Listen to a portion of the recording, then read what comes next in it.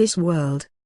Despite feeling how your legs are barely able to hold you, you don't think even for a moment about stopping to walk. Beside you, an inhospitable landscape up to the horizon. In front of you there is a seemingly endless road. At your back, the city. Although don't want to do it, you turn around and behold the grotesque framework of a ghost town with some sloping skyscrapers still fighting against gravity. A vast number of structures mocking of you, of the entire human race, by surviving their builders. Because this world where you live, this world where you are condemned to live in, isn't uninhabited, but they can barely be called humans. And I'm not only talking about the genetic deformation, inherited generation after generation, which makes some men look like living gargoyles. No. The worst part remains inside them. Your thoughts are interrupted when a yell sounds in the distance. It's a woman, 5 or 6 miles away, probably being attacked. A robbery, most likely, or maybe a rape. You hope to reach there on time. Not for helping her, of course, but for sharing the booty. Salvation. Even being an unearthly time of the day, and Thursday, the platform contained no less than 10 people. Most of them were waiting for the train to the capital after a hard work day. John Netsby, however, had other reasons. Even if his unremarkable presence was sensed by the others, they probably thought his nervousness, looking at his watch constantly, while observing the horizon, was due a long working day, or maybe a conversation and a few beers taking more time than prudence recommends. But, actually, Netsby was waiting for someone. A person capable of finish his nightmare. When the last train made its appearance, a shiver ran through the man's body. What if he had not been able to take it? That means another night awake, more chills and more threats. He couldn't bear it, and he knew. He breathed again when saw a tall, thin figure wearing a long coat that seemed threadbare under the dim light of the station, and with a small bag as only luggage. "Mr. Abbott." Netsby began his greetings several steps away from the newcomer. "I'm John Netsby. You have already recognized me, so I can see," was the quick response of the other. "Therefore, introducing myself would be nonsense. It's a pleasure to meet you personally, Lord Netsby." They shook hands before speaking again, while walking towards the exit of the station. "You know about the case," Netsby said, after a few trivial sentences. "Both her mother and I are desperate. Desperation usually leads to precipitation and misleading. I can assure you that only a tenth of the cases I have dealt with enclosed any danger. The mind, my dear friend, is one of the greatest mysteries of the universe. Do not worry, I'm sure that your daughter will be completely healed in a few hours." The peace and calm of Abbott's words, instead of reassuring him, made him having a knot in the pit of his stomach. He didn't say anything. A silence sprinkled with a couple trivialities were their only accompaniment until they arrived at the family house. Julia Netsby, maiden name, Smith, was waiting for them at the door, maybe opened more than an hour ago, or perhaps it had been just opened after the two men were spotted through the hazy night. One way or another, this was the last thing they were concerned about. "Praise the Lord," exclaimed the woman, in a voice between surprise, disbelief and some discomfort for the delay. "She's upstairs in the attic." Leaving the greetings for later, the two men climbed the narrow stairs, leading Netsby, which sometimes was going up the steps 2 at a time and others 3 by 3, using an impossible-to-discern rule.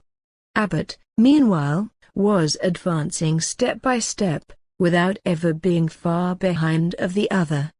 Once upstairs, While one of them was panting with the effort, the other slightly opened his briefcase, looking away from the person stood before them. That person, of course, was the daughter of John and Julia. The girl stared at the stranger who had invaded her dominions, her mind unable to discover who he was or what he wanted. Her human mind, at least. Abbott. It wasn't a little girl's voice that coming out of the mouth of the child. It could hardly be considered a voice, actually. A growl? If we call breeze to a tornado, perhaps we could call growl to the cavernous sound which made both men looked up. "Abbott," she said one more time, "how sweet of you visiting me." The man didn't reply. Instead, he continued with his previously interrupted duty, overlooking what had just happened in front of him. Nettlesby didn't have the same willpower. "Honey," a tear ran over his cheek, "you will be fine. Daddy, you bring the bad man to me." This time, a childlike voice was heard. "That thing is not your daughter," Abbott said quickly, "don't you listen." The sentence was interrupted when a baseball bat smashed into his head, making the man fall upon the ground. The next hit rendered him unconscious. 3 more were able to form a large, red and gray stain in the floor. "I made what you ordered." Nettlesby dropped the bat and went closer to the girl. "Now, please, release her." "A deal is a deal," the girl sentenced, with a voice that was not of her. "A life for a life, and a soul for a soul. See you soon, John." Voices.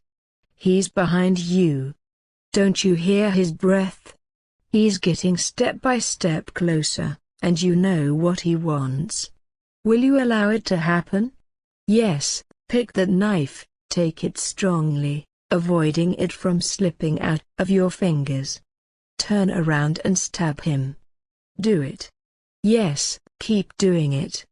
Don't stop until he won't move. Ignore those who yell and try to stop you. Don't listen to them, just me. You're not insane, I swear it." A hold-up. Everything took place so fast, or that I thought. It was almost time for the branch to close. There were only 4 clients inside when the two-hooded men entered. "To the ground, fuck." Those were the first words spoken by the head man, while raising the revolver he was holding in his right hand. Martha, the new intern, was the only person who remained standing after the shout, arms moved up. The rest of us didn't hesitate, obeying the bandit's call. "Hey, you, bitch." I'd said down to the ground. I saw her.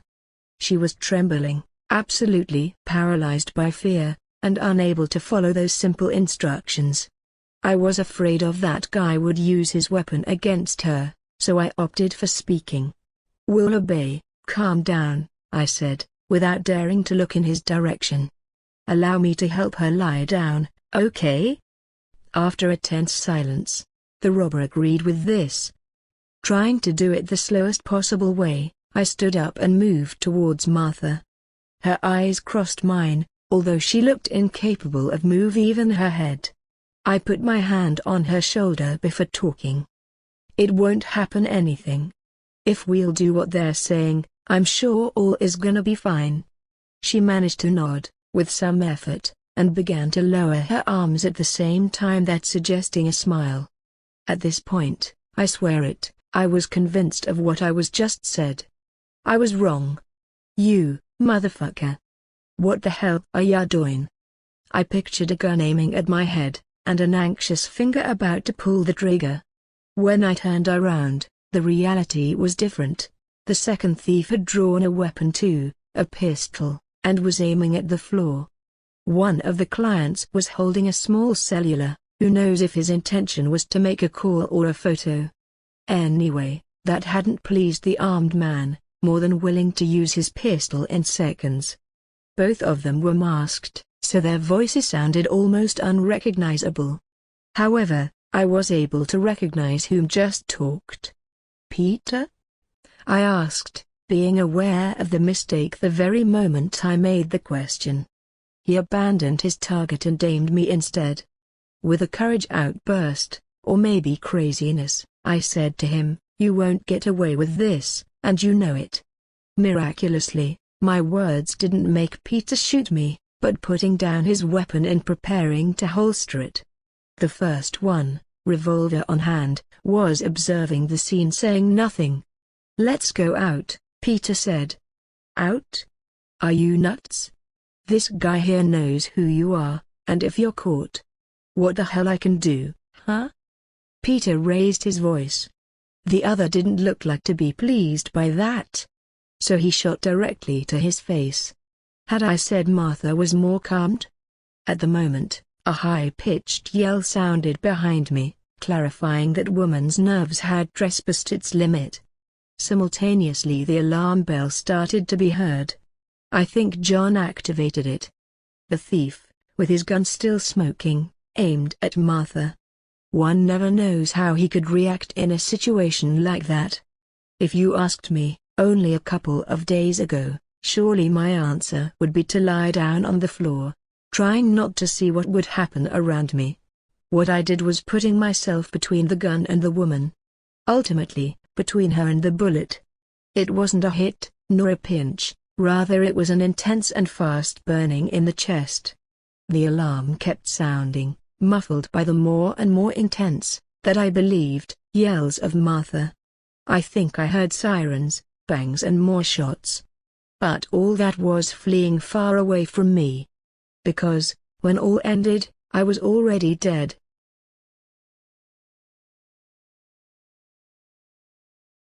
Obsession. Only with her, life is worth living. Only next to her everything makes sense. So it was and is. So shall it be, forever. I close the chest containing her body and sit on the couch. Yes, she will be with me all my life. Like it or not.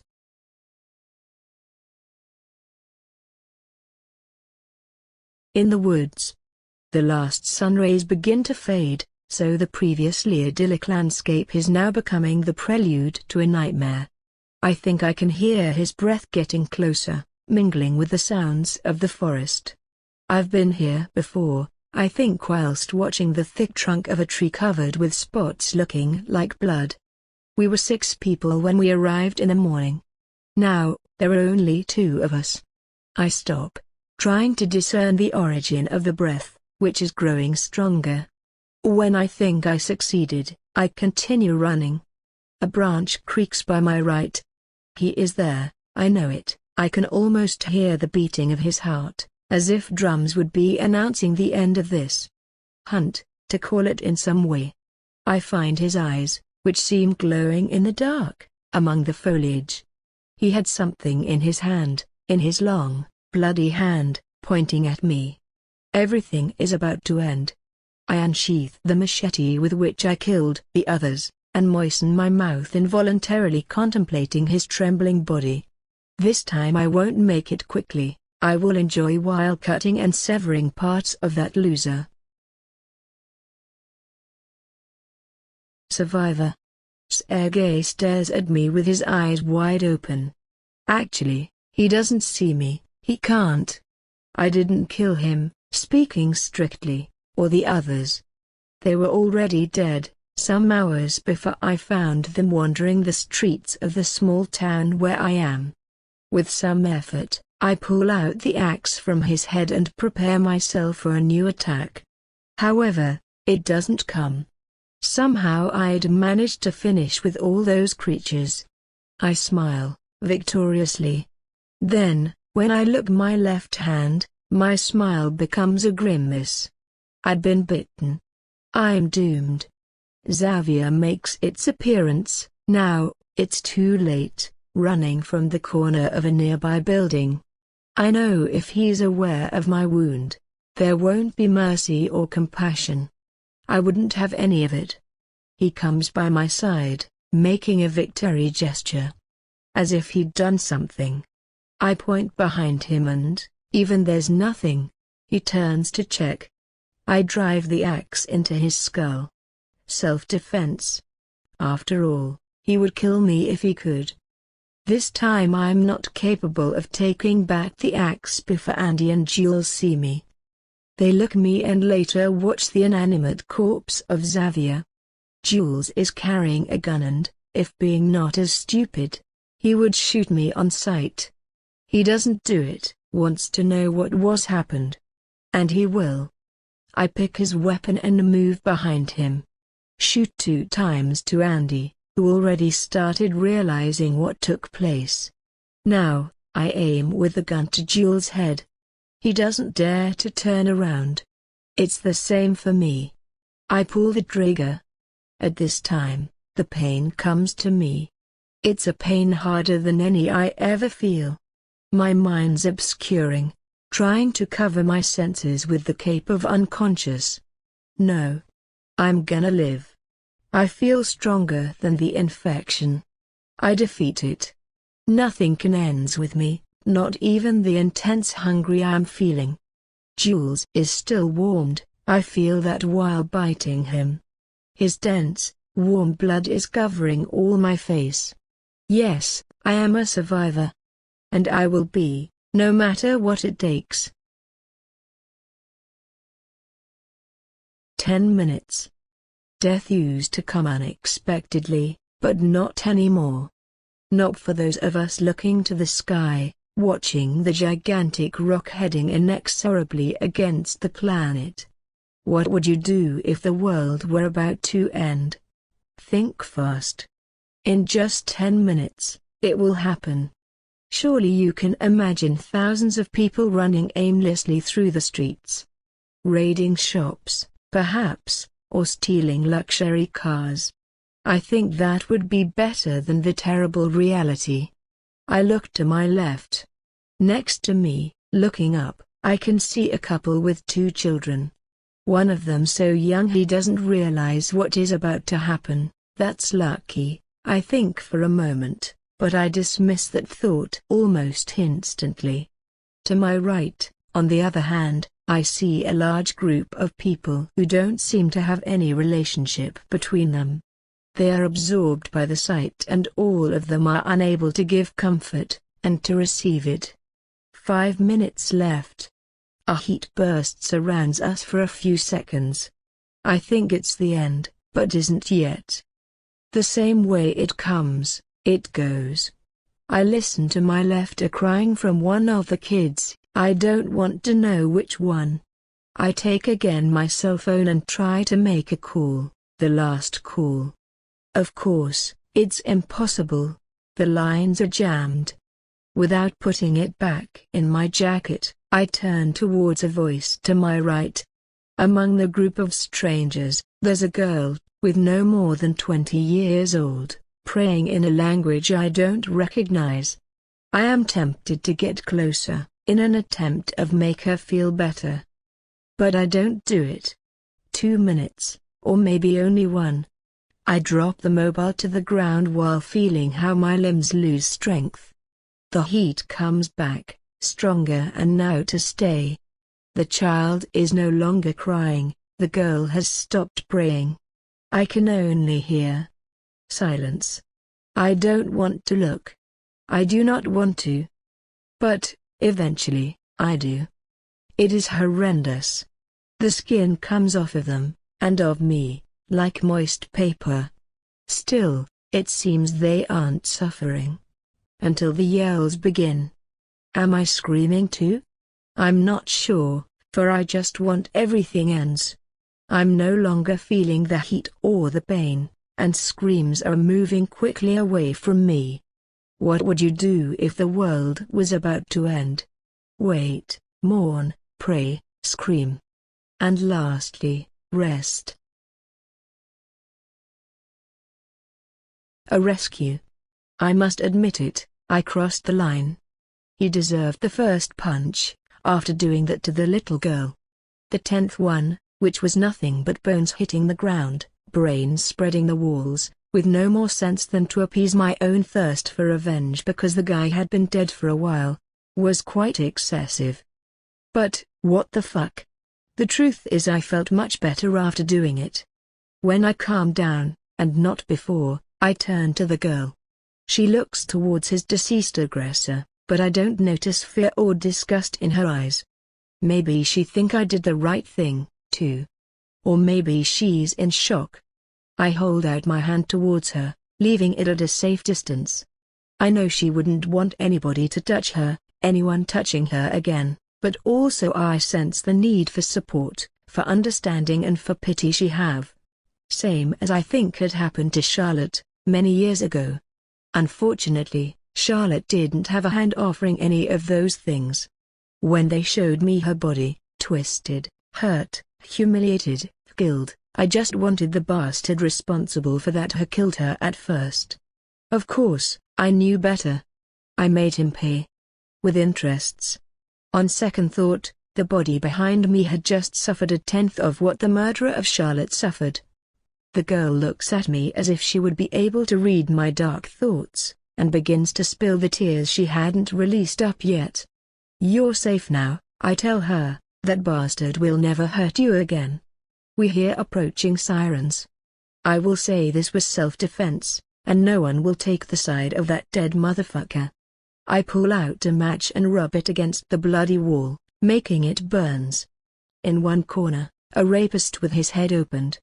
In the opposite one, a baby girl with tears in her eyes. And in the center of the room, a fucking detective with a freshly lit cigar. As if it was the end of a damn detective story,